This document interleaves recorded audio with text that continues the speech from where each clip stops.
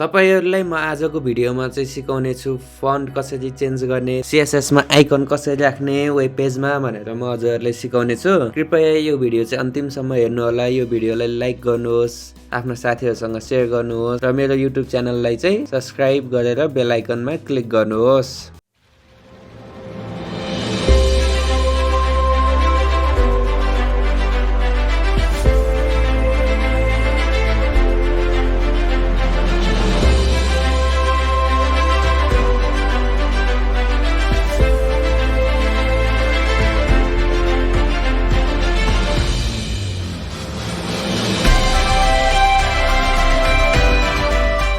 VS कोडमा चाहिँ सजिलो छ। एउटा एक्सक्लेमेसन मार्क राखेर इन्टर गरेपछि हजुरको सिधै बोइलर कोड बन्छ र म यसको टाइटल राख्छु फन्ट्स एन्ड आइकन्स भनेर।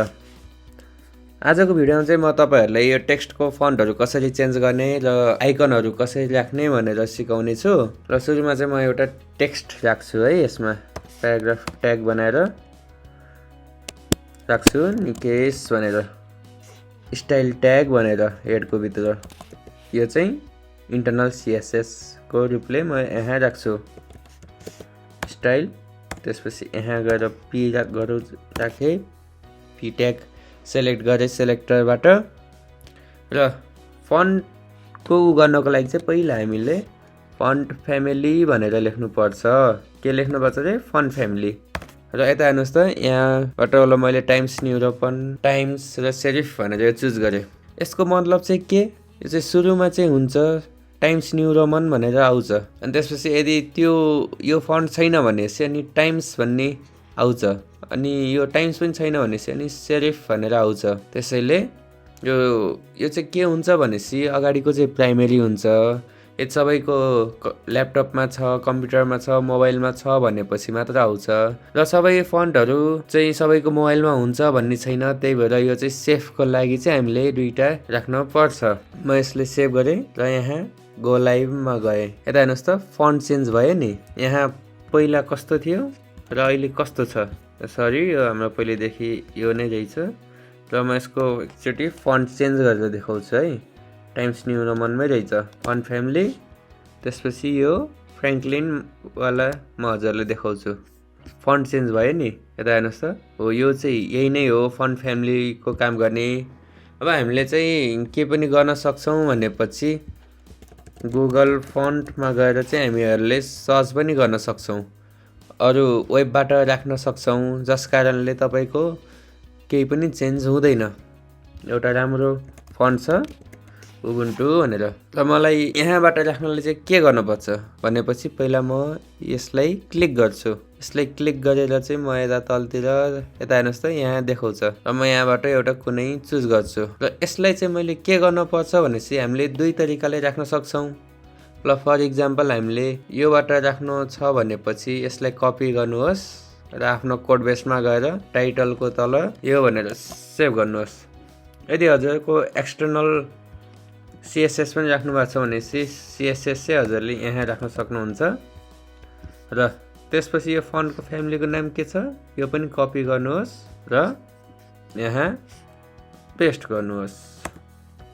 यो चाहिँ हजुरको अनलाइनबाट जुन कुनैबाट पनि देखाउँछ। हेर्नुहोस् त, यो फन्ट चेन्ज भयो नि। सो हामीले चाहिँ यो गुगल फन्टबाट फन्ट यसरी लिएर आउँछौँ। W3 स्कुलमा गएर एकचोटि हामीले यता हेर्छौँ यहाँ के छ भनेर फन्टमा। यहाँ गएर म CSS मा गएँ, CSS फन्ट्स।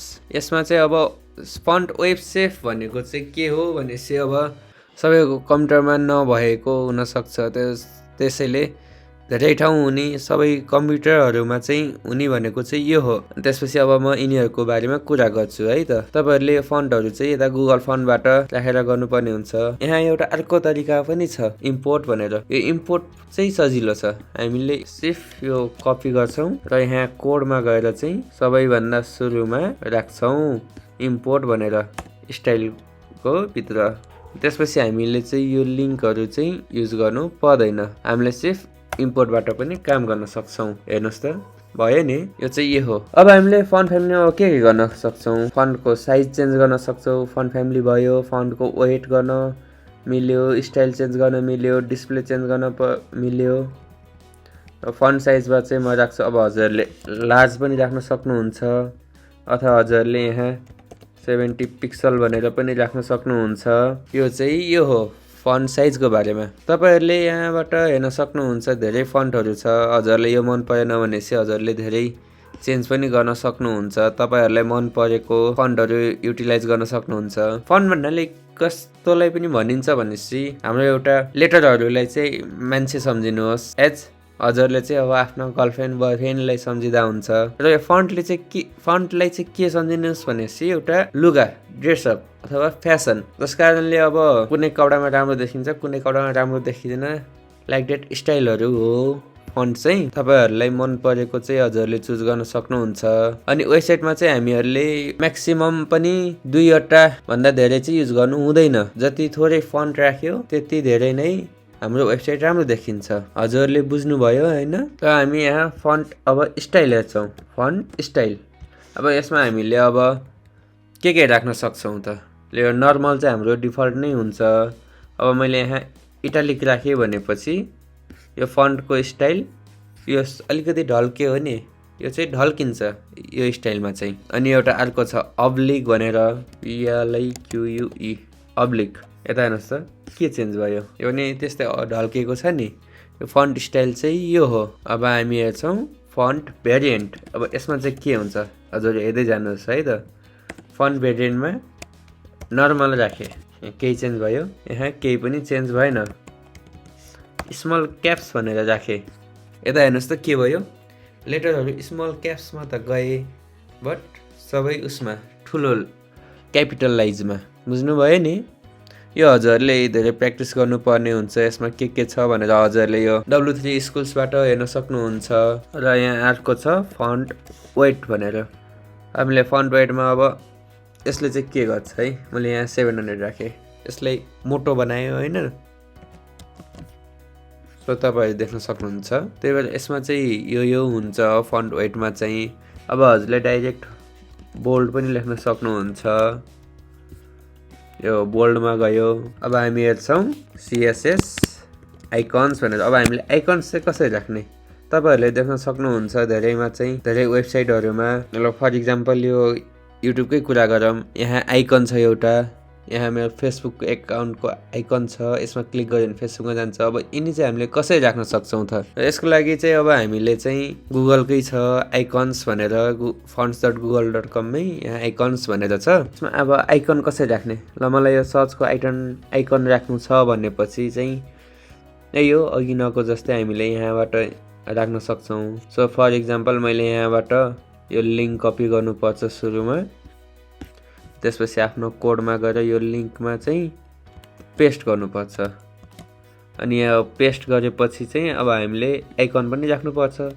त्यसैले यसलाई पनि कपी गर्नुपर्छ अनि त्यसपछि यहाँ गएर सेभ गर्नुपर्छ, कपी पेस्ट गर्नुपर्छ। त्यहाँदेखि सर्च आइकन आयो नि। तर मोस्टली युज भनेको चाहिँ हाम्रो हामीले के युज गर्छौं भनेपछि वेबसाइट बनाउँदाखेरि यो आइकनको लागि भनेपछि फन्ट ओसम भनेर एउटा वेबसाइट छ।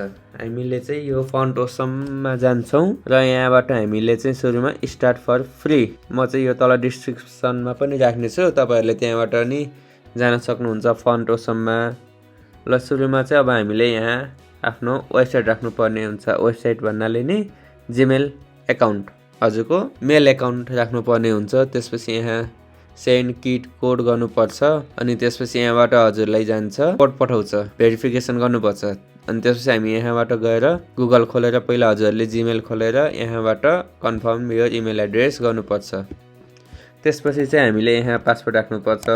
पासवर्ड राखेर हजुरले सेट पासवर्ड एन्ड कन्टिन्यू गर्नुहोस्। त्यसपछि हजुरले आफ्नो डिटेल्सहरू राख्न सक्नुहुन्छ। हजुरले यहाँ स्किप पनि गर्न सक्नुहुन्छ। र त्यसपछि हाम्रो यहाँ सेटअप आउँछ। हामीले चाहिँ सिम्पली यो जाभास्क्रिप्ट इम्बेडेड कोडलाई कपी गरे पनि हुन्छ अथवा CSS इम्बेडेड कोडलाई कपी गरे पनि हुन्छ। म यहाँबाट कपी JS किट कोड गर्छु अनि त्यसपछि यहाँ गएर पेस्ट गर्छु अनि त्यसपछि चाहिँ हामीले के गर्छौं आइकन्समा जान्छौं। त यहाँ आइकनमा गएर अब हामीहरुले ल मैले यहाँ फेसबुक भनेर सर्च गरे, यहाँ फेसबुकको आइकन आयो। त्यसपछि म यसलाई कपी गर्छु। हजुरले यो चाहिँ डाउनलोड गर्न पनि सक्नुहुन्छ एसभिजी फाइलमा, एसभिजी कोडमा डाउनलोड गर्न पनि सक्नुहुन्छ। अब हजुरलाई रियाक्ट आउँछ भनेपछि यो रियाक्टबाट नि गर्न सक्नुहुन्छ। पछि मैले रियाक्टको ट्युटोरियल भिडियो बनाउँदाखेरि यो पनि युज गर्नेछु रियाक्टबाट। अहिले चाहिँ हामी सिर्फ एचटिएमएलबाट गरौँ। र म यहाँ गएँ अनि त्यसपछि चाहिँ म यहाँ गएर पेस्ट गरिदिन्छु। हेर्नुहोस् त कति सजिलो छ यो राख्नको लागि।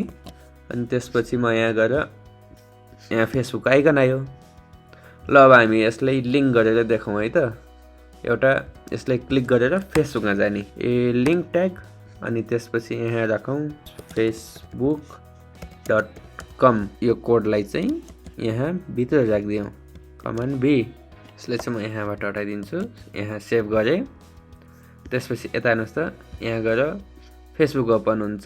चाहिँ मेरो फेसबुक एकाउन्ट खोल्यो। हजुरले मेरो एकाउन्टलाई चाहिँ फलो गर्नु होला। मैले मेरो एकाउन्टको लिङ्क पनि दिएको छु। त्यहाँ चाहिँ मैले मेरो भिडियो आएको बेला मैले पोस्ट गरेर सबैलाई भन्छु मेरो भिडियो आएछ भनेर। फर अपडेटको लागि चाहिँ हजुरले मेरो फेसबुक एकाउन्ट पनि फलो गर्न सक्नुहुन्छ। CSS फन्ट र आइकनको चाहिँ यति नै हो। तपाईहरुले अरु प्र्याक्टिस गर्दै गएपछि आउँछ। यो चाहिँ हामीले फन्ट ओसन चाहिँ युज गर्नुपर्ने हुन्छ। सो तपाईहरुले चाहिँ यो फन्ट ओसन चाहिँ गर्नु होला, लगइन गर्नु होला। त्यो किट आउँछ अनि हाम्रो पछि खुल्दाखेरि चाहिँ फन्ट ओसन खोल्यो नि यस्तरी खुल्छ। त्यसपछि हामी किटमा जानुपर्छ अनि यहाँ किटमा गएर यो किटमा क्लिक गर्नुपर्छ। यसमा क्लिक गरेपछि बल्ल यो मिल्छ, नत्र भने यो खोज्नलाई टाइम लाग्छ। यहाँबाट कपी गरेर हामीहरु आइकनमा जान्छौं। तपाईहरुलाई यो फन्ट ओसनको बारेमा धेरै कुरा जान्नु मन छ भनेपछि हजुरले यहाँ डकुमेन्टेसन पनि दिएको छ। यहाँबाट हजुरले हेर्न सक्नुहुन्छ। हामीले डेस्कटप एप्लिकेसनको लागि पनि फन्टहरु ल्याउन सक्छौं यहाँबाट। त्यसपछि हजुरको एपीआईजहरु पनि लिन सक्छौं। फन्ट ओसमको चाहिँ हामीले धेरै युज गर्छौं पछि पनि। त्यतिबेला पनि हजुरहरुलाई भन्ने छु। अब डेस्कटप एप्लिकेसनहरु बनाउँदाखेरि पनि यसको भिडियोहरु बनाएपछि चाहिँ तपाईहरुलाई सिकाउने छु यसको बारेमा। तपाईले चाहिँ मेरो यो युट्युब च्यानललाई सब्स्क्राइब गर्नु होला तथा बेल आइकनमा क्लिक गर्नु होला अनि हजुरहरुले मेरो भिडियोहरु आएको नोटिफिकेसन थाहा पाउनु हुनेछ। यदि हजुरहरुले बेल आइकन क्लिक गर्नु भएको छैन भने चाहिँ हजुरकोमा नोटिफिकेसन आउँदैन। मेरो एउटा अर्को युट्युब च्यानल छ, यसको नाम चाहिँ लर्न विथ निकेश भनेर राखेको छु। यसमा चाहिँ मैले इंग्लिश ल्याङ्ग्वेजमा भिडियो बनाएर राख्ने छु। अहिले चाहिँ भिडियोहरु केही पनि छैन। यसमा चाहिँ मैले अपलोड गर्ने छु केही टाइम पछि। साथै तपाईहरु मेरो इन्स्टाग्राममा गएर पनि मलाई फलो गर्न सक्नुहुन्छ। म यहाँ इन्स्टामा पनि छु। मेरो यहाँ पनि मैले हजुरहरुलाई गरिरहेको हुन्छु मेरो कमिङ सुन भनेर। कुन कुन टपिकमा भिडियो आयो आएन म यतातिर पनि अपडेटेड छु। त्यही भएर हजुरले मेरो यो युट्युबमा गएर हजुरले मेरो सोशल मिडियाहरुलाई फलो गर्न सक्नुहुन्छ।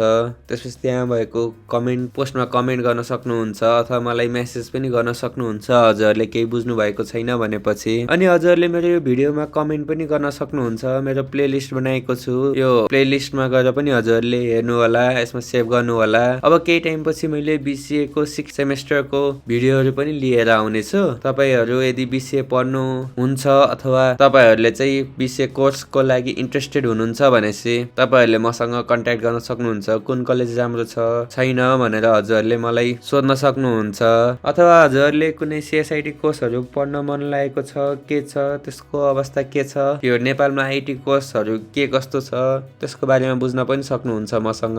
तपाईहरुले मलाई फेसबुकमा गरेको मेसेज बाट पनि म हजुरलाई रिप्लाई गर्ने छु। अथवा इन्स्टाग्राममा मेसेज गर्नुहुन्छ भनेपछि मैले त्यहाँ पनि रिप्लाई गर्ने छु। अथवा तपाईले मलाई यो युट्युबमै कमेन्ट गर्नुहुन्छ भनेपछि मैले त्यहाँबाट पनि हजुरहरुलाई हेल्प गर्ने छु। थ्यांक यू तपाईहरुले मलाई यति बेलासम्म मैले सिकाएको कुराहरु सिक्नु भयो। यो सिकेर मात्र पनि हुँदैन, तपाईहरुले सँगसँगै कोड पनि गर्नुपर्ने हुन्छ। See you next time.